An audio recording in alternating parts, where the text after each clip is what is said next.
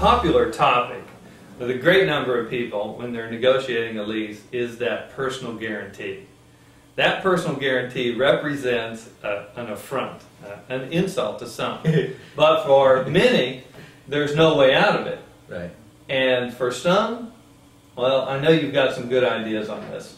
Yes, I do. And first of all, we're not trying to screw the landlord. They need to know that you're going to stay in the space and meet your obligations. So I can see why they want a personal guarantee. I can also see times when we're just not going to give one. And oddly enough, the wealthier the client, the less likely they are going to sign a personal guarantee. Not going to do it, you know. Well, what are some of the people that could reasonably expect to need to have to sign one? I mean, sometimes it's required. Well, yeah, if you're starting a new company, starting a new shell corp, if the corporate entity has no assets, then the landlord would be foolish to spend a lot of money on the space getting it ready for you and leasing to you, because you could walk away the next day if things don't go well, and the shell corp is all he's got to look for. So then he's going to want a personal guarantee. But what are some of the things I can do? Well, we always limit the personal guarantee. You can either have the guarantee expire after a certain length of time, or you can limit the guarantee to a certain amount of money, or you can divide up the guarantee specifically among the partners, so you're only obligated for a certain portion. And also this gets important because your lender is going to look at the contingent liability that you have.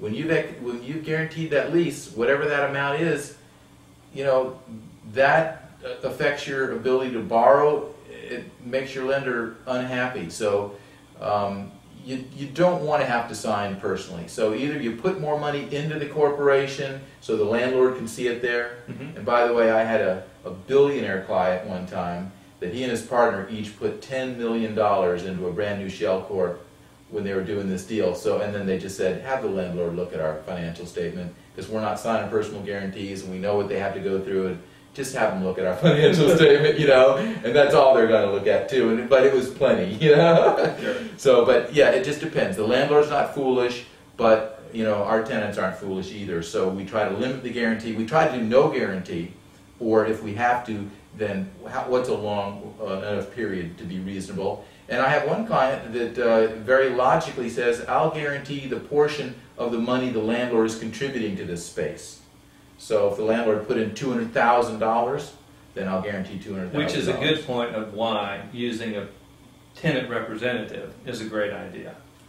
Oh, because the landlord's broker is not going to be digging deep to help you get out of this personal guarantee. No, they get a lot of brownie points when they bring a lease in with a personal guarantee. Right. And I have seen specific instances where you know, there's a group of doctors that are renting in this medical building, and I've got this client here now, and then the other doctors didn't have tenant reps, and they signed the lease. The landlord said, this is the lease, no changes. Right. And they signed the lease as is, no changes, which included personal guarantee. And so my client expected that would be the case. Well, you know, you go back to the landlord and say, yeah, but you know, this little clause we need a little different, this a little different, and also we're not doing this personal guarantee for that long, and we limited. We got all the things we wanted to because we asked for them. So anyway, you don't have to do a personal guarantee all the time. Hope you enjoyed the video. If you'd like to learn more about facility, site selection, lease negotiation, etc., go to the website below. There we have 20 videos which will tell you probably more than you ever want to know about site selection and lease negotiation. Thanks a lot.